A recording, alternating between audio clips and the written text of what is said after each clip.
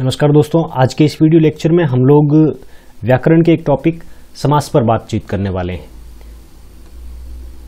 समास क्या है, समास के कितने प्रकार हैं और अमूमन समास से किस प्रकार के सवाल परीक्षाओं में पूछे जाते हैं, तो इन सब पे बातचीत करेंगे।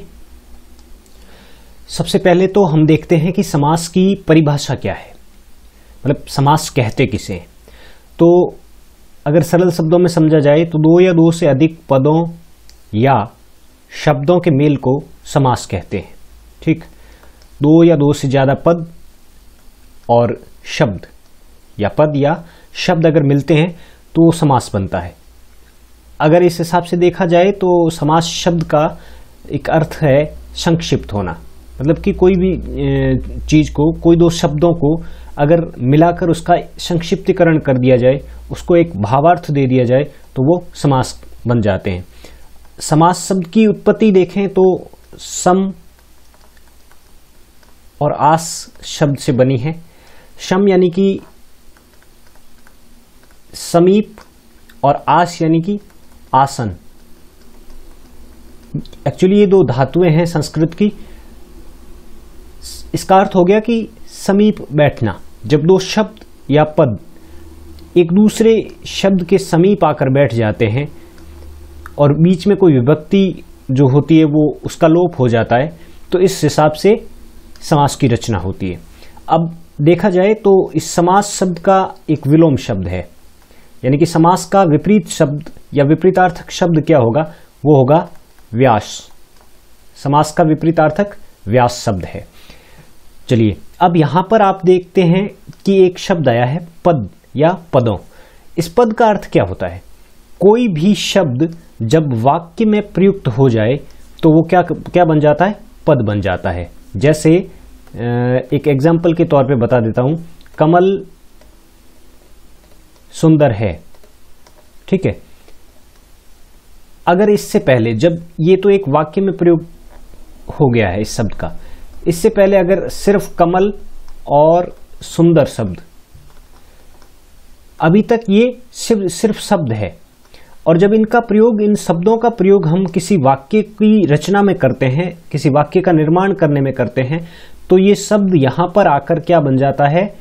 पद बन जाता है। तो पद से कंफ्यूज मत होइएगा, पद शब्द ही होता है, लेकिन पद उसको कहा जाता है जब वो वाक्य में प्रयुक्त हो जाता है। तो इस हिसाब से समास में दो पद होते हैं। कितने पद होते हैं? दो पद होते हैं। कौन से? एक होता है पूर्व पद और एक होता है उत्तर पद। इस पूर्व पद को ही प्रथम पद कहा जाता है और इस उत्तर पद को द्वितीय पद कहा जाता है। मतलब ये कि समास में इस हिसाब से दो पद होते हैं, ये पहला पद, ये दूसरा पद। ऐसे भी कह सकते हैं आप, ये पूर्व पद और ये उत्तर पद। पूर्व का अर्थ है पहले का, उत्तर का अर्थ है बाद का। इसी को प्रथम और द्वितीय पद भी कहा जाता है। अब ये जो दो पद है, पूर्व पद और उत्तर पद, या इसको प्रथम पद या द्वितीय पद कहें, इन दोनों पदों के मिलने पर जो नया शब्द बनता है उस शब्द को बोला जाता है सामासिक पद। वो क्या कहलाता है? सामासिक पद कहलाता है। यानी कि पूर्व पद और उत्तर पद, ये जब दोनों मिलते हैं तो ये क्या बना देते हैं? सामासिक पद बना देते हैं। मतलब कि ये समास युक्त पद है। जैसे राजा का पुत्र, ये बीच में विभक्ति है, इस विभक्ति का हो जाता है लोप जब इसको सामासिक पद बनाया जाता है। राजा का पुत्र से सामासिक पद बन गया राजपुत्र। ठीक, अब इन पदों में एक पद प्रधान पूछा जाता है, या ऐसा कहें कि इन दोनों पदों में, पूर्व पद और उत्तर पद में, एक पद प्रधान होता है। कुछ समासों में पहला पद प्रधान होता है, कुछ में दूसरा पद प्रधान होता है, और एक समास ऐसा भी है जिसमें पहला और दूसरा दोनों पद प्रधान होते हैं, और एक समास ऐसा है जिसमें कोई तीसरा ही पद प्रधान होता है। मतलब कि ये दोनों पद मुख्य नहीं होते हैं, ये दोनों गौण हो जाते हैं और एक तीसरा ही पद स्थान ले लेता है, वो मुख्य बन जाता है। ये बात हम थोड़ी देर बाद करेंगे आगे। तो प्रधान पद कौन सा होता है? प्रधान वो पद होता है जिसके बारे में सामासिक पद में बात की जा रही है। जैसे राजा का पुत्र, अब इस राजपुत्र शब्द में जब इसका विग्रह कर दिया जाता है तो शब्द बन जाता है राजा का पुत्र।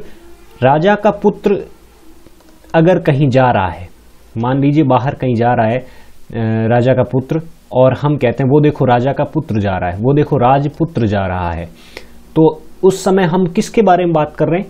क्या राजा के बारे में बात कर रहे हैं? नहीं, हम राजा के बारे में उस समय बात नहीं कर रहे हैं। तो उस समय हम बात कर रहे हैं या किसी व्यक्ति को दिखा रहे हैं उस राजा का पुत्र। तो इस हिसाब से ये द्वितीय पद जो है, उत्तर पद जो है, ये क्या हो जाता है? प्रधान हो जाता है। मतलब वो पद प्रधान पद उसे कहते हैं जिसके बारे में सामासिक पद में बात की जा रही है। जिसके बारे में बात की जाए, यहाँ राजा के पुत्र के बारे में बात की जा रही है, न कि राजा के बारे में। तो यहाँ राजा प्रधान नहीं है, बल्कि पुत्र शब्द जो है, पुत्र पद जो है, वो प्रधान है। सामासिक पद को पूर्व पद और उत्तर पद में विभाजित करने को समास विग्रह कहा जाता है। ये तो बन गया सामासिक पद, ये इस तरीके से राजपुत्र। अब अगर इसको विभाजित किया जाए, पूर्व पद अलग किया जाए, उत्तर पद अलग किया जाए, तब ये क्या कहलाता है?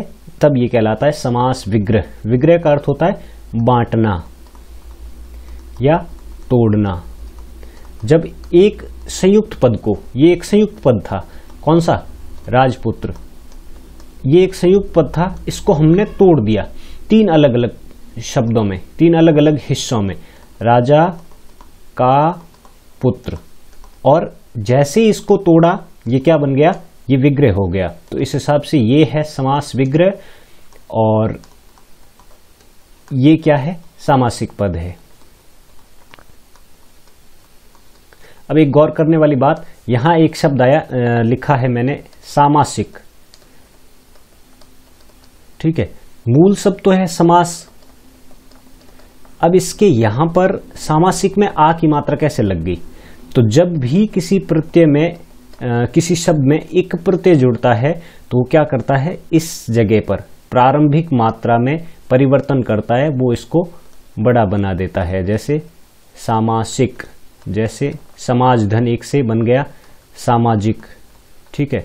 ये ध्यान रखने वाली बात है, कई बार पूछा जाता है। व्यवहार धन एक व्यावहारिक। चलिए, इस हिसाब से अगर देखा जाए तो हिंदी व्याकरण में कुल 6 प्रकार के समास होते हैं। हिंदी में 6 प्रकार के समास बताए गए हैं। कौन कौन से?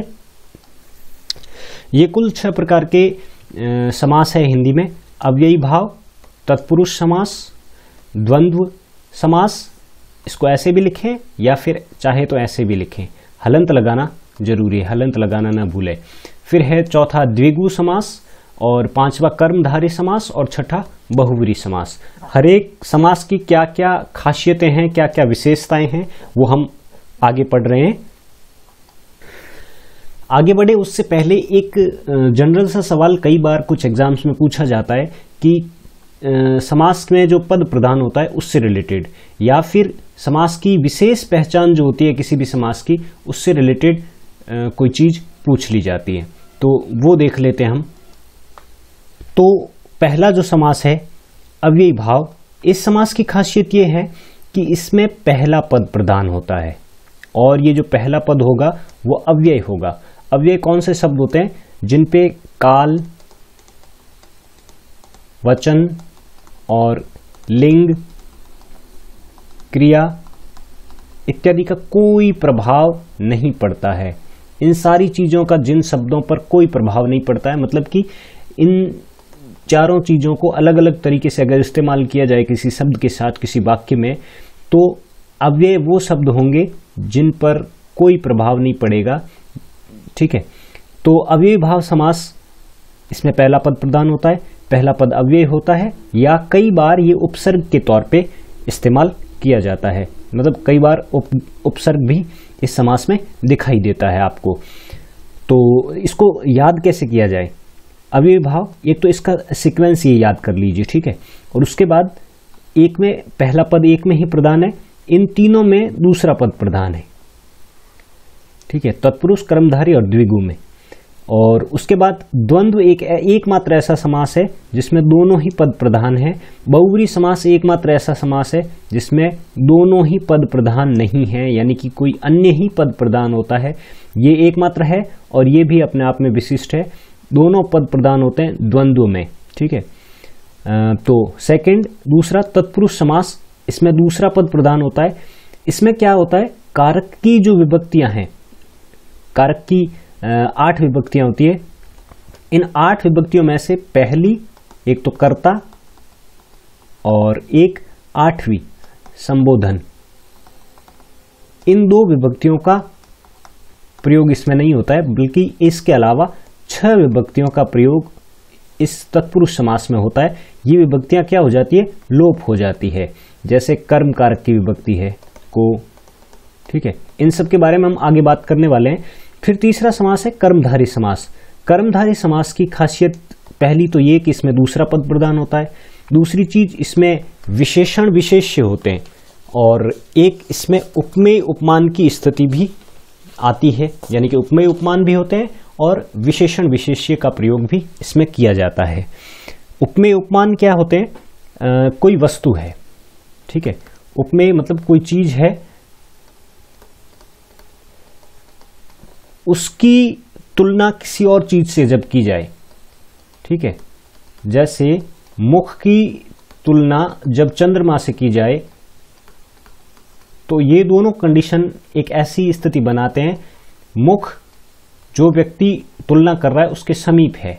मतलब किसी नायिका का मुख देखा, किसी व्यक्ति का चेहरा देखा और उसकी तुलना उस व्यक्ति ने किससे कर दी, चंद्रमा से कर दी। चंद्रमा दूर है, जो चीज दूर होती है वो होती है उपमान,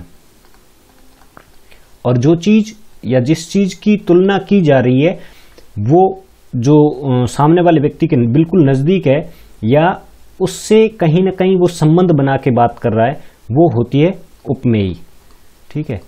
तो उपमेय और उपमान में ये अंतर होता है। यहां मुख उपमेय है और चंद्रमा उपमान है, ठीक है। और विशेषण कोई भी विशेषता और विशेष्य जिसकी विशेषता बताई जा रही है। फिर चौथा समास है द्विगु समास। ये संख्यावाची शब्दों वाले होते हैं, इनमें कोई न कोई काउंटिंग नंबर आती है, यानी कि कोई न कोई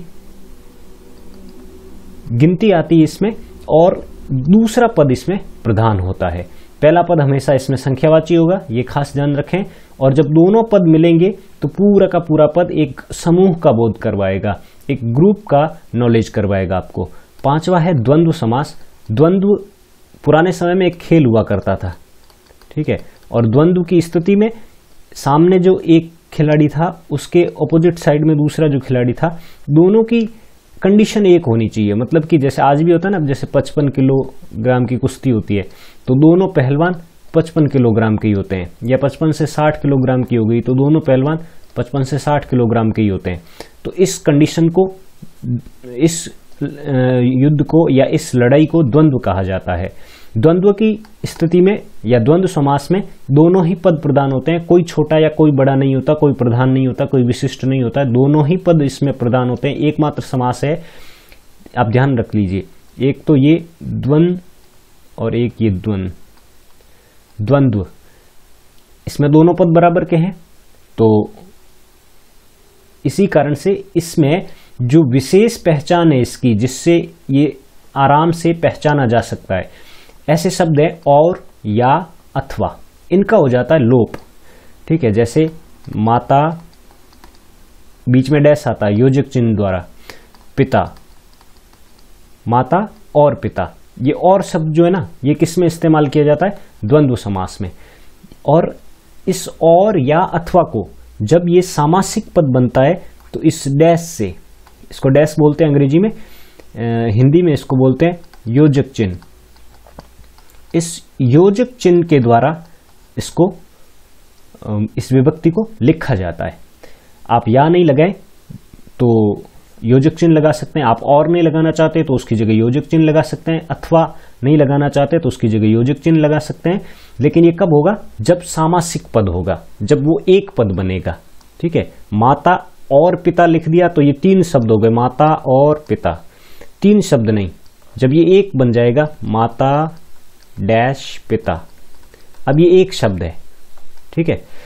फिर है छठा समास, ये सबसे खास समास है, ज्यादा एग्जाम्पल इसके पूछे जाते हैं, ज्यादा विशेषताएं भी इसकी पूछी जाती है। एक तो ये कर्मधारी समास की, और एक द्विगु समास की, कि किसमें पहला पद संख्यावाची होता है, और एक किसमें दोनों पद प्रधान होते हैं। ये सवाल कई बार एग्जाम्स में आ चुके हैं। और ये है एक खास समास, बहुव्रीहि समास, जिसमें दोनों ही पद प्रधान नहीं होते हैं, बल्कि कोई अन्य ही पद प्रधान होता है, कोई तीसरा ही अर्थ निकलता है। यानी इसका तीसरा अर्थ निकलता है किस वजह से? नाम विशेष के कारण। कोई व्यक्ति विशेष, कोई नाम विशेष, कोई वस्तु विशेष के कारण। नाम का अर्थ होता है, आप जानते ही हैं, संज्ञा। कोई भी संज्ञा, वो क्या है? संज्ञा बराबर नाम कह सकते हैं हम।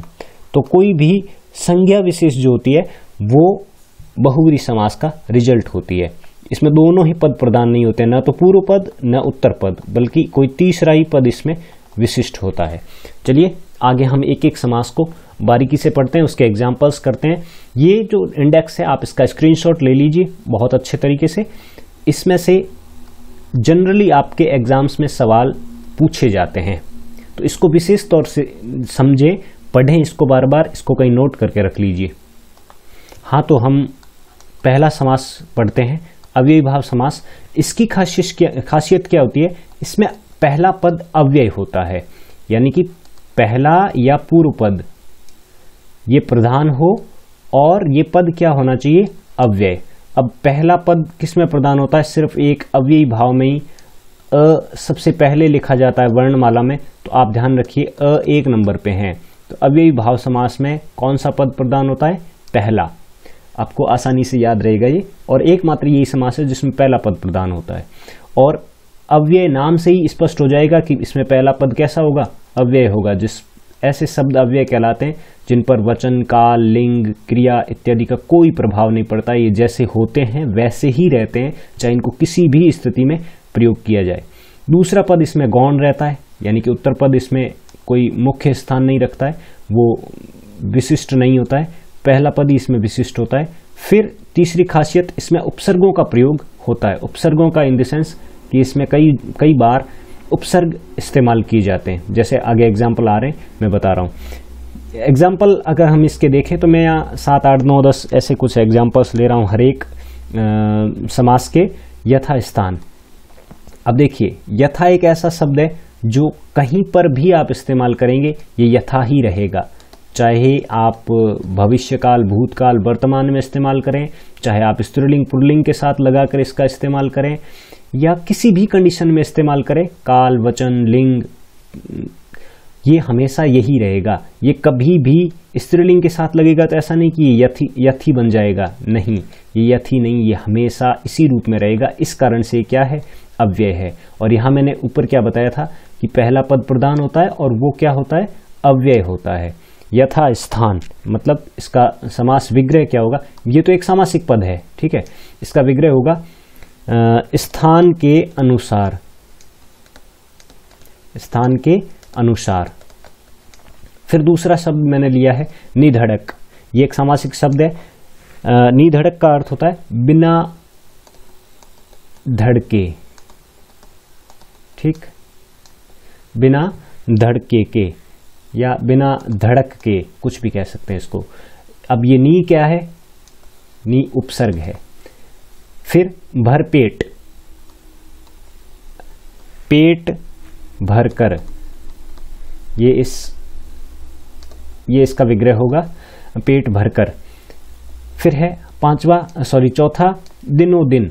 दिनों दिन का विग्रह होगा दिन ही दिन में। जैसे होता है हाथों हाथ, हाथ ही हाथ में, ठीक है। ठीक उसी तरह प्रतिबिंब। अब ये प्रतिबिंब क्या है? उपसर्ग है, ठीक है। प्रतिबिंब, प्रतिबिंब का होगा बिंब का बिंब। कोई चीज है उसके बिंब का बिंब बन रहा है तो वो क्या होगा? प्रतिबिंब। फिर है आजन्म। यहां देखिए आ है, एक उपसर्ग है, ठीक है। आजन्म, आजन्म का विग्रह होगा जन्म पर्यंत, मतलब जन्म भर, जिंदगी भर। फिर है बेशक, बे एक उपसर्ग है उर्दू का, बिना शक के, बिना शक के। फिर है ला इलाज, आप जानते हैं ला एक उपसर्ग है।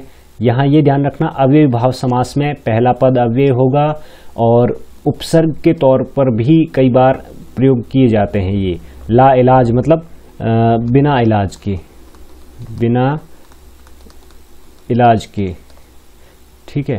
फिर है निर्भय, निर एक उपसर्ग है जिसका अर्थ होता है रहित, यानी कि भय रहित। इस समासिक पद का विग्रह हो जाएगा। तो इस हिसाब से पहला समास हमने पढ़ा अव्ययी भाव समास, जिसमें पहला पद प्रधान होता है और इसकी एक और खासियत कि ये पद क्या होता है, अव्यय होता है। दूसरा पद गौण होता है।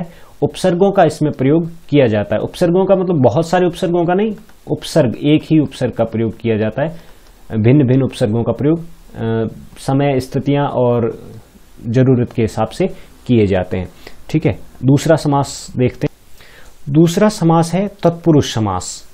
इसकी खासियत क्या होती है, इसमें दूसरा पद प्रधान होता है, यानी कि उत्तर पद प्रधान होता है और साथ ही कारक चिन्ह जो होते हैं, इन कारक चिन्हों की विभक्तियों का लोप हो जाता है। कौन कौन सी का, टोटल तो कारक चिन्हों की 8 विभक्तियां हैं, अभी बताया था मैंने। इसमें से 6 विभक्तियों का इस तत्पुरुष समास में लोप होता है। पहली एक तो कर्ता और एक 8वीं यानी कि संबोधन कारक, इसका प्रयोग नहीं होता है। कौन कौन सी कारक की विभक्तियां हैं और उनके क्या परसर्ग है, उनके चिन्ह क्या है कारकों के, देखते हैं। कर्ता जिसका चिन्ह है न, इसका प्रयोग नहीं होता है तत्पुरुष समास में। फिर कर्म कारक, इसका चिन्ह है को, करण, से या द्वारा या साधन के तौर पे अगर से का इस्तेमाल किया जाता है किसी चीज के लिए तो वहां पर करण कारक होगा और वहां पर करण तत्पुरुष समास भी होगा। संप्रदान के लिए अगर देने का भाव आए तो वहां पर संप्रदान होता है।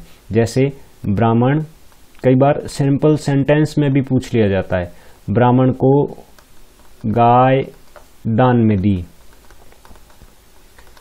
बताइए इस वाक्य में कौन सा कारक है, पूछ लिया जाए तो को आया है ना, तो को के लिए कर्म कारक है, सॉरी यहां को आया है, कर्म कारक होना चाहिए इस हिसाब से, लेकिन यहां देने का भाव है इसलिए यहां पर संप्रदान कारक है। ये ध्यान रखें, देने का भाव आ रहा है तो चाहे किसी प्रकार का यहां पर परसर्ग आए, किसी प्रकार का कोई विभक्ति चिन्ह आए, हमेशा देने के भाव में संप्रदान कारक ही होगा। फिर 5वां अपादान, ये भी इंपॉर्टेंट है, बहुत सारे इसके एग्जाम्पल्स पूछ लिए जाते हैं परीक्षाओं में। अपादान से है, से विभक्ति एक और चिन्ह की है, इस कारक की भी विभक्ति से है, करण कारक की भी, लेकिन यहां से करण है उसमें साधन है।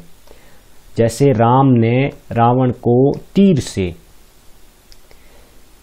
सीता के लिए लंका से मार भगाया, तो यहां से अलग किया है, लंका से अलग किया है, रावण को लंका में मार गिराया है। तो अलग की स्थितियां जब होती है वहां अगर से इस्तेमाल किया जाता है तो अपादान कारक होता है। अलग के अलावा पृथक्करण अलग एक ही चीज होगी, तुलना अगर की जा रही है, एक वस्तु की, एक व्यक्ति की तुलना किसी दूसरे व्यक्ति से की जा रही है, जैसे सीता गीता से होशियार है, तो इन दोनों के बीच अगर तुलना हो रही है तो वहां भी अपादान कारक होगा, ठीक है।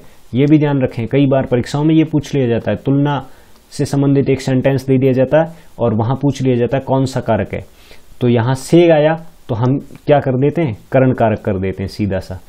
लेकिन ध्यान रखना, तुलना की अगर स्थिति है सेंटेंस में, किसी वाक्य में, तो वहां पर अपादान कारक ही होगा। और एक भय की स्थिति में, क्योंकि तुलना में भी क्या हो रहा है, ये और ये, इनके बीच में जो सामंजस्य है वो खत्म हो रहा है, इनके बीच की जो पारस्परिकता है वो समाप्त हो रही है, एक विशिष्ट बन रहा है, एक स्पेशल चीज बन रही है और एक नॉर्मल चीज बन रही है। इस वजह से ये अलग अलग हो जाते हैं, पृथक्करण की स्थिति आती है। और एक भय की स्थिति में, भय से संबंधित अगर कोई वाक्य है, जैसे पुजारी कुत्ते से डरता है, ठीक है, यहां से आया तो करण से नहीं होगा, ठीक है, या फिर और कोई भी विभक्ति यहां पर नहीं होगी। कुत्ते से डरता है, से अपादान डर का भाव आया है, भय का भाव आया है, भीत का भाव आया है, तो वहां पर हमेशा अपादान कारक ही होगा। फिर आगे देखिए, संबंध कारक छठा, संबंध तत्पुरुष भी होता है, इसमें का के की विभक्तियां इस्तेमाल की जाती है। कोई निज संबंध बताता है ये, ठीक है, किसी वस्तु के साथ, किसी व्यक्ति के साथ, किसी स्थिति के साथ। फिर है सातवां अधिकरण मैं पर, ये विभक्तियां अधिकरण कारक की, और अधिकरण तत्पुरुष में भी इन विभक्तियों का लोप होता है। ये आधार बताते हैं, जैसे टेबल पर पुस्तक पड़ी है, तो पर आया, पर में अधिकरण तत्पुरुष होगा, अधिकरण कारक होगा। इस 8वें संबोधन कारक का प्रयोग नहीं किया जाता है। तो हमेशा ध्यान रखना, ये 6 प्रकार के क्या होते हैं, समास, तत्पुरुष समास होते हैं। चलिए, पहला तत्पुरुष समास है कर्म तत्पुरुष समास। इसके कुछ एग्जाम्पल देखते हैं। विभक्ति होती है को, ठीक है, को का लोप होगा यहां पर। मनोहर, यहां को विभक्ति गायब है, इसलिए यहां कर्म तत्पुरुष समास है। मन को हरने वाला, मन को हरने वाला कौन होता है, मनोहर। ग्रह आगत, ग्रह को आगत, ठीक है। अगर यहां ग्रहगत होता तो थोड़ा सा विग्रह अलग हो जाता है। ग्रह को गत, आगत और गत, बस ये अंतर है, ध्यान रखना। लेकिन विभक्ति वही है को। जेब कतरा, जेब को कतरने वाला, ठीक है, तो को विभक्ति आ गई यहां पर। विद्याधर, विद्या को धारण करने वाला, ठीक है, विभक्ति कौन सी है, को। सामासिक शब्द बना विद्याधर। कृष्णार्पण, कृष्ण को अर्पण, ठीक है, विभक्ति कौन सी गायब हो रही है, को। यहां इसलिए समास कौन सा है, कर्म तत्पुरुष समास है। फिर है दूसरा तत्पुरुष समास का भेद, करण तत्पुरुष। करण तत्पुरुष में से विभक्ति का लोप होता है, लेकिन ये बताया था मैंने, ये से साधन के लिए इस्तेमाल किया जाता है। हस्त से लिखित, हस्त से लिखित यानी कि हाथ से कोई चीज लिखी हुई उसको हस्तलिखित कहते हैं। से विभक्ति का लोप हुआ, इसलिए करण तत्पुरुष समास है। शोक से आकुल, शोक से आकुल, अब यहां भी से विभक्ति का लोप हो रहा है। मन से माना, यहां भी से विभक्ति का लोप है, इसलिए करण तत्पुरुष है। फिर अकाल से पीड़ित,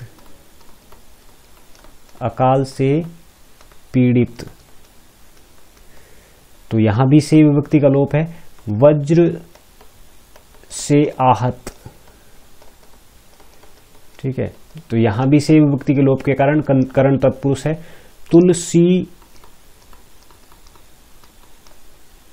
के द्वारा, अब देखिए यहां से की जगह क्या आ गया, के द्वारा रचित, तो कई बार से की जगह के द्वारा भी इस्तेमाल किया जाता है। तो दो विभक्ति चिन्ह इसके ध्यान रखना, एक तो कौन सा है से, और एक के द्वारा, या कई जगह पर के द्वारा को ही से द्वारा लिखा जाता है, ठीक है। तो फिर है इसके बाद तीसरा प्रकार तत्पुरुष समास का, संप्रदान तत्पुरुष। संप्रदान तत्पुरुष देने के भाव में भी आता है, ये भी ध्यान रखें, पहली चीज तो। फिर दूसरी चीज संप्रदान के लिए, विभक्ति कौन सी लोप होगी, के लिए, जैसे रसोई के लिए घर। कंफ्यूजन ये होता है, कई बार लोग कहते हैं रसोई का घर, रसोई का मतलब रसोई कोई एक पर्सन होगा और उसका एक घर है, तो यहां रसोई का नहीं होगा, ठीक है, बल्कि रसोई के लिए घर, रसोई बनाने के लिए कोई घर है।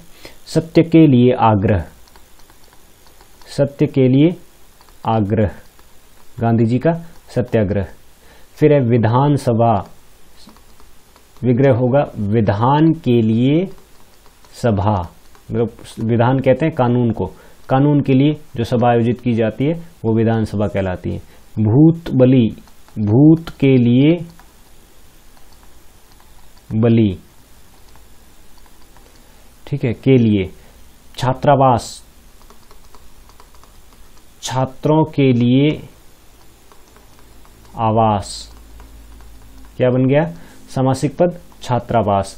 तो ये ध्यान रखना है अपने को कि इस समास में के लिए विभक्ति का लोप होता है, वो समास होता है संप्रदान तत्पुरुष समास। और सीधे से सेंटेंस में अगर देने का भाव आए साधारण से सेंटेंस में, तो वहां पर देने के भाव में भी संप्रदान, देखिए यहां शब्द आ रहा है ना, दान, संप्रदान देने का भाव है, इसलिए वहां पर तत्पुरुष समास कौन सा होगा? संप्रदान तत्पुरुष। चलिए नेक्स्ट है अपादान तत्पुरुष। अपादान विभक्ति वही होती है से, लेकिन यहां अलगाव का भाव होता है, ठीक है, पृथक्करण का भाव होता है, ठीक है, और यहां पर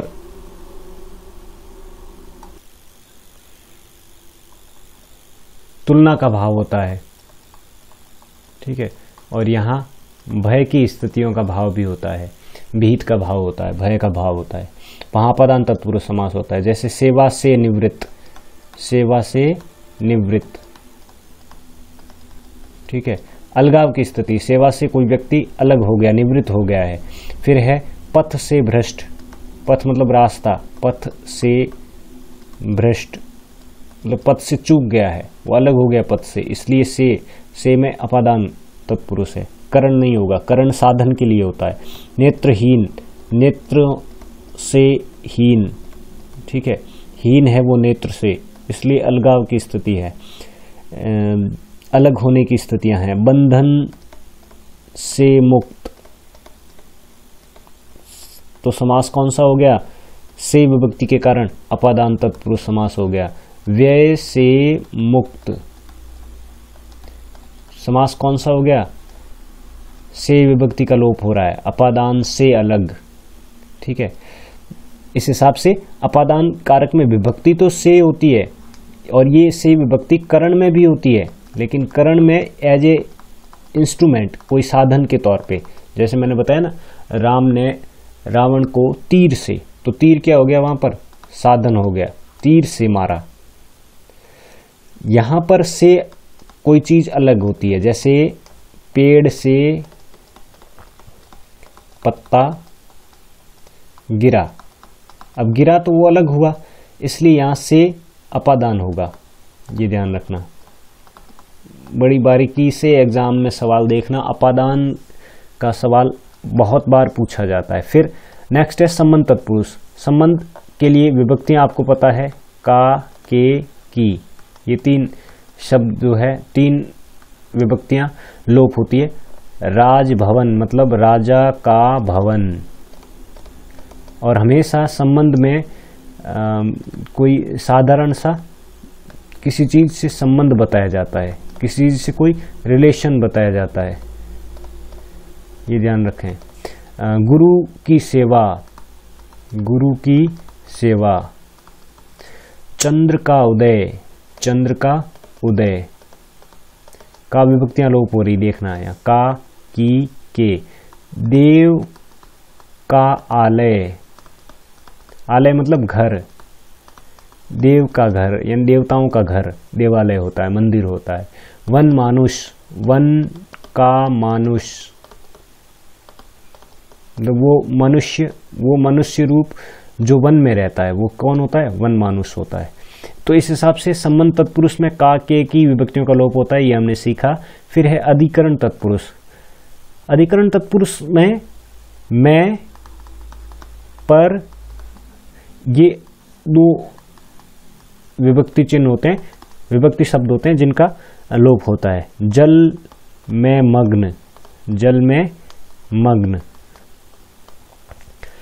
में विभक्ति का लोप हो रहा है। ग्राम में वास, विभक्ति कौन सी लोप हो रही है? में। कर्म में निष्ठ, कर्म में निष्ठ विभक्ति कौन सी लोप हो रही है? मैं। जल पर, यहां ध्यान रखना पर, जल पर चलने वाला पोत, ठीक है। जल पर चलने वाला पोत, जल में नहीं, मैं तो फिर वो डूब जाएगा। जल पर चलने वाला पोत कौन होता है? जलपोत। कवियों में श्रेष्ठ कौन होता है? कवि श्रेष्ठ। ये एक समासिक पद बन गया फिर इसका। नरों में उत्तम, नरों में उत्तम, ठीक है, वो कौन हो गया? नरोत्तम। यहां कंफ्यूज मत होना, यहां देखिए यहां भी तुलना हो गई फिर एक तरीके से तो, लेकिन तुलना का मतलब, अपादान में तुलना का मतलब होगा एक चीज के सामने कोई दूसरी चीज, सिर्फ एक। जैसे मैंने एग्जाम्पल दिया था, रेखा किरण से होशियार है, तो रेखा और किरण के बीच इंडिविजुअली इन दोनों के बीच तुलना हो रही है, समूह के बीच तुलना नहीं हो रही है, ठीक है। वहां अगर अलग अलग व्यक्तित्व के बीच तुलना हो रही है तभी वो अपादान कारक होगा। नरोत्तम, नरों में उत्तम। दही बड़ा, बड़ा इंटरेस्टिंग सा शब्द है ये। दही में, अधिकरण में, दही में डूबा हुआ बड़ा, ये इसका विग्रह है, ध्यान रखना। ये सवाल अभी बहुत ज्यादा पूछा जा रहा है, बार बार एग्जाम्स में ये सवाल आ रहा है। चलिए आगे देखते हैं। एक विशेष प्रकार का, कई बार कुछ एग्जाम्स में तत्पुरुष समास से एक शब्द पूछ लिया जाता है और फिर पूछा जाता है, एक ऑप्शन नया आपके सामने आता है, न्य तत्पुरुष। न्य तत्पुरुष उसको कहते हैं जिसमें पहला पद नकारात्मक अर्थात या तो न, आ, अ, अन, इन उपसर्गों से मिलकर बना होता है। वहां कौन सा समास होगा? न्य तत्पुरुष समास होगा। इससे एक तो अभाव का बोध होगा, या फिर निषेध का बोध होगा, या फिर मनाही का अर्थ निकल कर आएगा। अभाव, निषेध, मनाही, न, ना, अ, अन, ये इन उपसर्गों से मिलकर जब कोई शब्द बनता है तो अभाव का ही अर्थ देगा, निषेध का ही अर्थ देगा, मनाही का ही अर्थ देगा। फॉर एग्जाम्पल देख लीजिए, योग्य के साथ में अ उपसर्ग जुड़ा, क्या बन गया? न योग्य। अब यहां न आ गया, अभाव आ गया, योग्यता का अभाव है इसलिए वो अयोग्य है। अनाथ, न नाथ। अपठित, न पठित। अपरिचित, न परिचित। तो आजकल ये सवाल भी परीक्षाओं में बार बार पूछा जाता है, ट्रेंड में है, इसलिए ये भी ध्यान रखें। इस समास का नाम विशेष आप ध्यान में रखें। कौन सा समास है? न्य तत्पुरुष समास है। फिर देखिए तीसरा समास, कर्मधारय समास। कर्मधारय समास की खासियत बताई थी, पहला पद यानी कि पूर्व पद इसमें विशेषण होगा और उत्तर पद यानी कि द्वितीय पद इसमें विशेष्य होगा। विशेषण विशेष्य का संबंध यहां भी होगा, उपमेय उपमान होगा यहां पर। द्वितीय पद इसमें प्रधान होता है, पहला पद इसमें विशेषण, दूसरा पद इसमें विशेष्य यानी कि जिसकी विशेषता बताई जा रही है। और उपमेय उपमान होगा, उपमान मैंने बताया वो जिससे तुलना की जाए, और उपमेय मतलब जिसकी तुलना की जाए। जैसे मुख कैसा है? चंद्रमा जैसा। तो यहां चंद्र तो हो गया उपमान और मुख हो गया उपमेय। उदाहरण देखते हैं इसके कर्मधारय समास के। महान है जो पुरुष, कौन होता है? महापुरुष, ठीक है। फिर मुख चंद्र, ये बार बार आ ही रहा है, बार बार कह रहा हूं। परम है जो अणु, कौन होता है? परमाणु। सत्य है जो जन, सत्य मतलब अच्छा, सत्य है जो जन।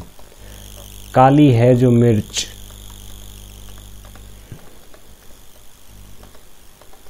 एक चीज दूसरी चीज की विशेषता बताएगी। मिर्च की क्या खासियत बताइए? काली है। जन की क्या खासियत बताइए? कि वो अच्छा है, सत्य है। अणु की क्या खासियत बताई? कि वो परम है। पुरुष की क्या खासियत बताई? कि वो महान है। तो इस तरीके के विशेषण विशेष संबंध आते हैं। एक की विशेषता बताई जा रही है कोई खास, तो वो वहां पर कर्मधारय समास होता है। फिर है पीतांबर, पीत है अंबर, अंबर कहते हैं कपड़ों को या वस्त्रों को, एक ही बात। पीत है अंबर जिसके। अब है ना मजे की बात देखिए, अभी केवीएस का जो पीआरटी का एग्जाम हुआ था 2018 वाला, अभी जस्ट फिनिश हुआ ही है, उसमें क्या पूछ लिया था, पीतांबर शब्द दिया था।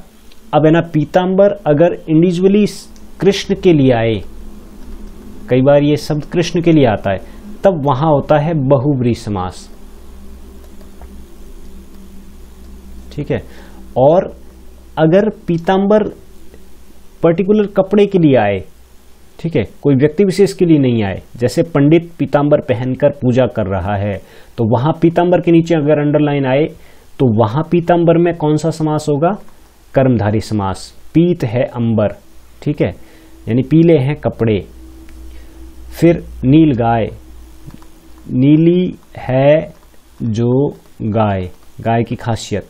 मृग नैनी, मृग के नैनों के समान नैनों वाली, ये ध्यान रखना इसका विग्रह, मृग के नैनों के समान नैनों वाली। बहुत सारे लोग ये लिख देते हैं, ये कर देते हैं, मृग के नैनों के समान, ठीक है, या मृग के जैसे नैनों वाली। अब मृग की तो खासियत क्या होती है, एक ये ऐसे जीव होता है, उसके 4 टांगे होगी, ये सींग भी होंगे, तो क्या इस तरीके के नैन होंगे, नहीं। इस मृग के जैसे सुंदर नैन होते हैं ना, वैसे ही नैनों वाली होती है, उसको मृग नैनी कहा जाता है। फिर है मीनाक्षी, मीन, मीन कहते हैं मछली को, मछली की, मछली के समान आंखों वाली, यहां ठीक है।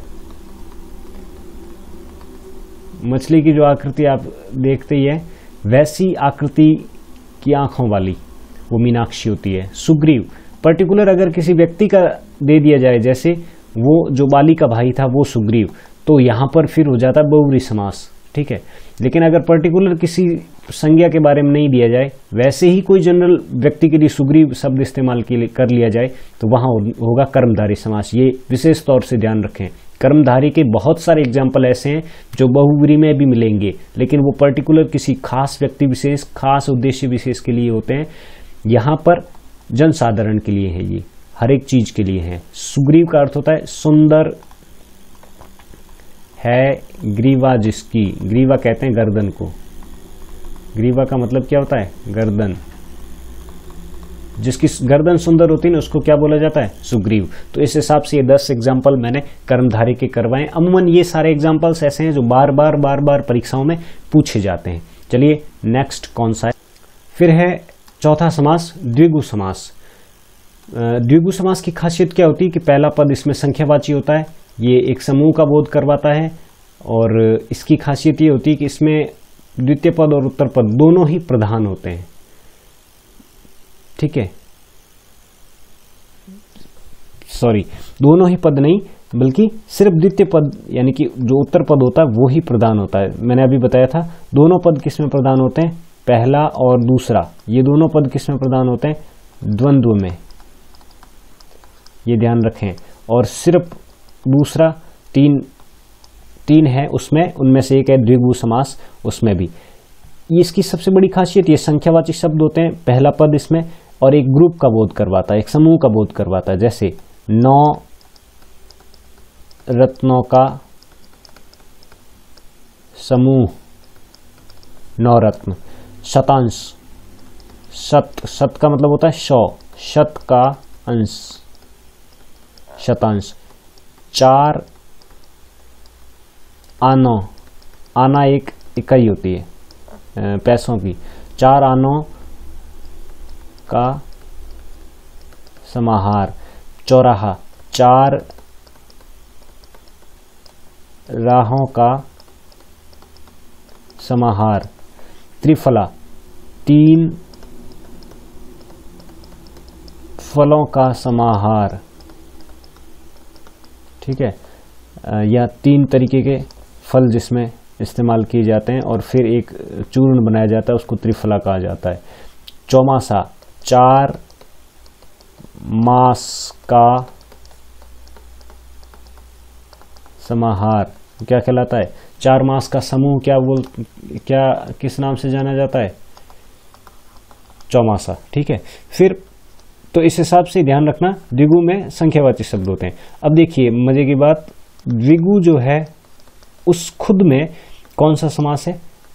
द्वि का अर्थ होता है दो और गु का अर्थ होता है गाय, दो गाय। जो पुराने समय में वैदिक काल में दो गायें रखता था उसको द्विगु कहा जाता था, ठीक है। जिनके घर दो गायें बंधी होती थी उसको द्विगु कहते थे।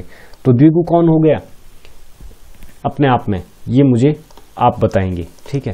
फिर है पांचवा द्वंद्व समास। द्वंद्व समास में खासियत होती है और या अथवा का लोप होता है। इसमें दोनों ही पद प्रधान होते हैं। एकमात्र ये ऐसा समास है जिसमें दोनों ही पद क्या होते हैं? प्रधान होते हैं। ये ध्यान रखना, थोड़ी देर पहले भी बताया मैंने आपको।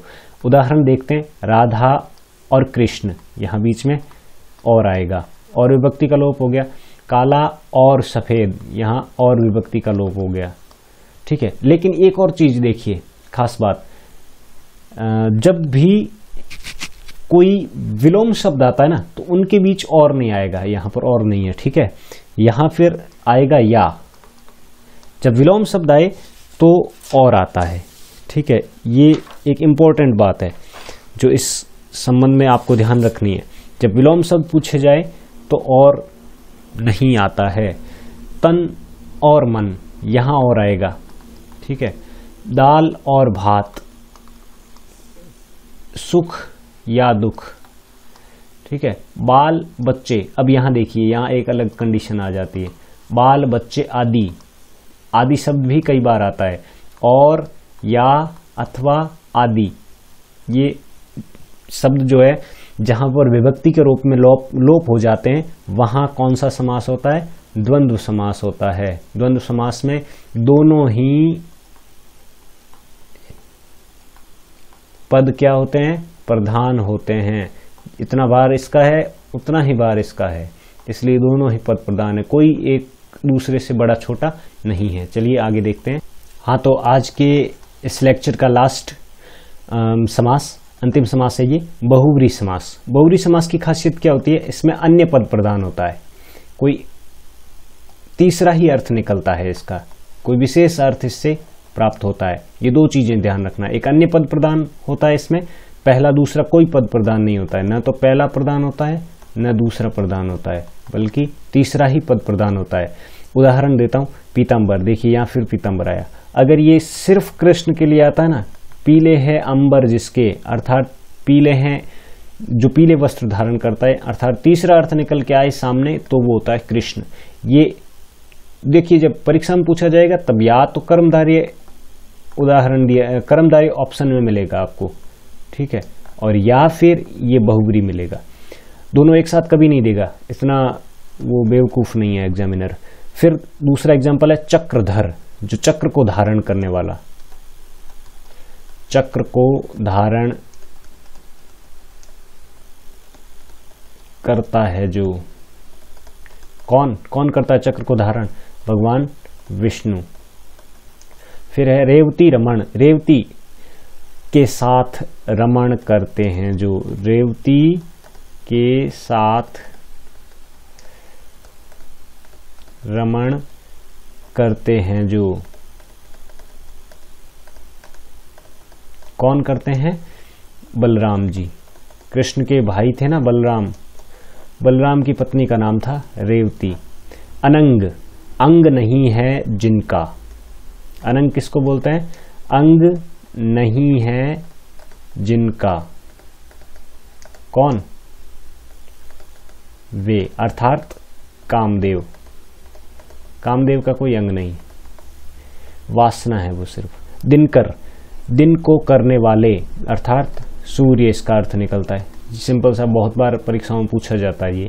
शूल पाणी, शूल है, शूल का मतलब होता है त्रिशूल। शूल है जिसके पाणी में, पाणी कहते हैं हाथ को, जैसे वीणा पाणी होती है, जिस वीणा है जिसके हाथ में, पाणी का मतलब होता है हाथ में। ये पानी नहीं है, पानी का मतलब होता है जल, ठीक है। ये है पानी, पानी यानी हाथ। वीणा है जिसके हाथ में, अर्थात कौन? सरस्वती होगी वो। और शूल है जिसके हाथ में, अर्थात महादेव शिव। षड आनंद, षड का मतलब होता है छह, छह है आनंद जिसके, या षड है आनंद जिसके, कौन होगा? छह आनंद किसके हैं? छह मुख वाला कौन है? भगवान कार्तिकेय। कार्तिकेय कौन थे? शिव जी के पुत्र, गणेश जी के बड़े भाई साहब। फिर है पंचानन, पांच है आनंद जिसके,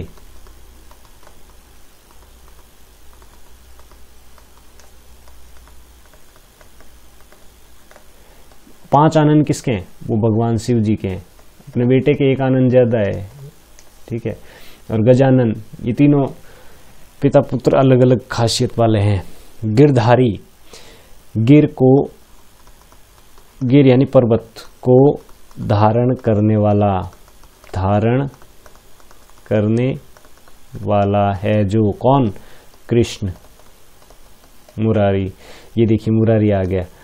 मुर, मुर एक राक्षस था, ध्यान रखना।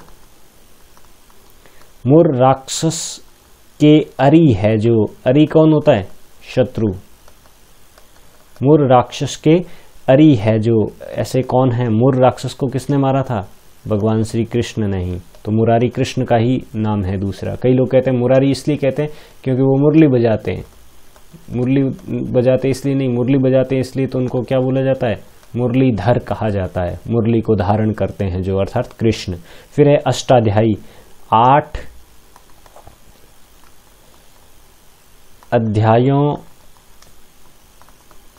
वाली पुस्तक। अब देखिए एक विशेष है, अष्टाध्यायी एक विशेष किताब का नाम है जिसके लेखक कौन है? पाणिनि। पाणिनि की एक पुस्तक है, इसलिए यहाँ कौन सा समास आ गया? बहुब्री समास है, ये ध्यान रखना। अष्टाध्यायी, वैसे अष्ट यानी 8 होता है, यहाँ पंच यानी 5 होता है, तो आप इसको कंफ्यूज कर देंगे कि ये द्विगु समास में क्यों नहीं गया। द्विगु में इसलिए नहीं गया क्योंकि संख्यावाची जरूर है लेकिन कोई पद प्रधान नहीं, इसमें कोई तीसरा ही अर्थ निकल रहा है। और किसी भी समास में जब कोई तीसरा अर्थ निकल के आए, चाहे वो कोई सा भी समास क्यों ना हो, वहां पर बहुब्री समास ही होता है, ये ध्यान रखना। फिर है चंद्रचूड़, चंद्रमा है जिसके चूड़े में, चंद्र है जिसके चूड़ में, चूड़ मतलब चूड़ा, चूड़ा मतलब केश। किसके केशों में चंद्रमा? शिव जी के, शिव। चंद्रमा है जिसके मौली में, मौली कहते हैं जटा को। किसकी जटा में चंद्रमा? वो भी शिव, इसलिए यहां भी शिव है। गुड़ाकेश, गुड़ाका, गुड़ाका कहते हैं नींद को, ठीक है। नींद, नींद के ईश कौन? अर्जुन जी, धनुर्धर अर्जुन। महाभारत की एक कथा से जुड़ा हुआ शब्द आता है गुड़ाकेश। शिव नहीं, नींद, शिव नहीं, यहां पर अर्जुन तीसरा अर्थ निकलेगा।